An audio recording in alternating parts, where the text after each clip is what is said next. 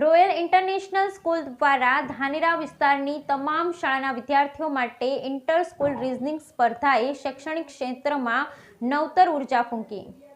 Royal international school દ્વારા ધાનેરા વિસ્તારની તમામ શાળાઓના વિદ્યાર્થીઓ માટે યોજાયેલ ઇન્ટર સ્કૂલ રીઝનિંગ સ્પર્ધાએ શૈક્ષણિક ક્ષેત્રમાં નવતર ઉર્જા ફૂંકી।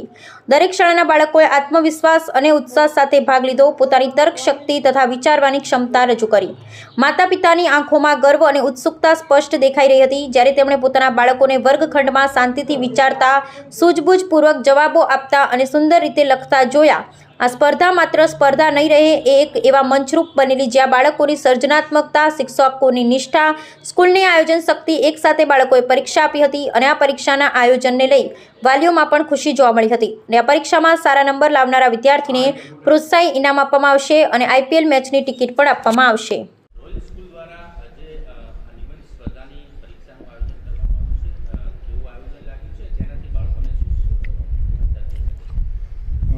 જાણકારી મુજબ એવું છે કે બાળકોને આજે પરીક્ષા માટેની વ્યવસ્થા નિબંધ વિષયની કરી છે। બાળકોનું ટેલેન્ટ શું છે એ બહાર લાવવા માટેનો એક પ્રયાસ છે। એક વિષય સ્કૂલમાં ભણતા હોય ને કે ખ્યાલ હોય કે પુસ્તક ભણે છે, આ વિષય આપણને પૂછાવાનો છે। એના સિવાય જનરલ નોલેજનું બાળકને શું અભ્યાસ છે એનો, એ પોતાની વિચારશક્તિ શું રજૂ કરી શકે, એના માટે જે રોયલ સ્કૂલમાં એક એક્ઝામનો કાર્યક્રમ રાખ્યો છે, સરસ છે। અને બાળકોનું ટેલેન્ટ બહાર આવશે એનાથી।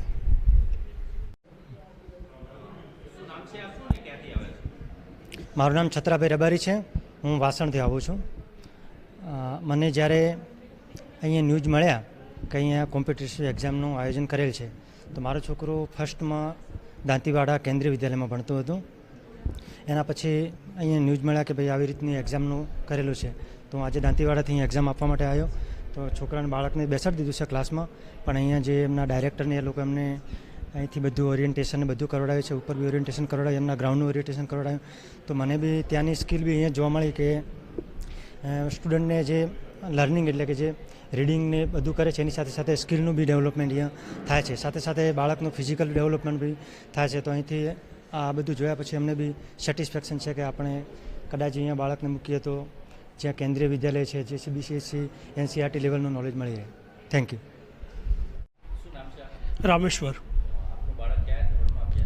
5 में।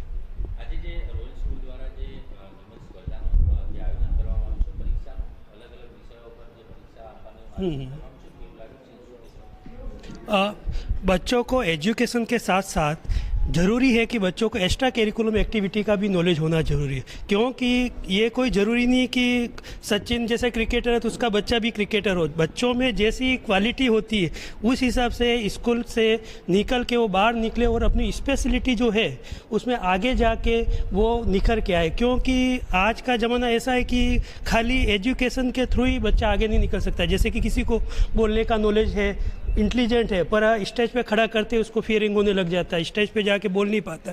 तो ये सब चीज़ें स्कूल में सीखने को मिलती है, ये सबसे बड़ी चीज़ है। और बच्चे को चौमुखी विकास हो, ज़रूरी नहीं है कि खाली एजुकेशन में आगे बढ़े, वो हर चीज़ में आगे बढ़ने की कोशिश करे। और ऐसे कंपटीशन एग्ज़ाम देने से बच्चे के अंदर आत्मविश्वास आता है और बच्चा खुल के अपनी जो प्रतिभा है वो दिखा सकता है, जिससे कि ये स्कूल के द्वारा रखा गया, जिसमें बच्चों को अच्छा नॉलेज मिला और आगे बढ़ने की सोचेंगे, बच्चों का उत्साह बढ़ेगा इससे। Thank you. रॉयल नमस्कार। रॉयल स्कूल धानेरा की तरफ से इंटर स्कूल रीजनिंग एंड ऐसे कंपटीशन का आयोजन किया गया था।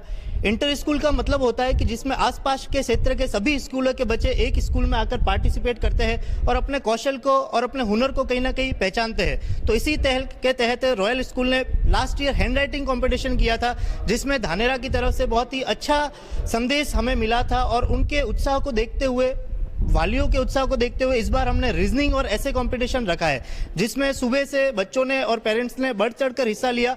और अभी सेकंड फेज में हमने इसका आयोजन किया है। तो जिसमें जो भी स्कूल वगैरह बाकी रह गई थी तो वो पेरेंट्स हमारे साथ अपने बच्चों को लेकर आए हैं और अपने बच्चों को यहाँ पे एग्जाम दिला रहे हैं। तो ऐसी कोई भी परीक्षा जाए कहीं पर भी हो तो अपने बच्चों को आप ले जाकर अवश्य परीक्षा दिलाएं, ताकि उनको एक कॉन्फिडेंस मिले और उनका एक फियर दूर हो कि लोगों का कैसे सामना करना है, परिस्थिति का कैसे सामना करना है और किसी भी हाल में।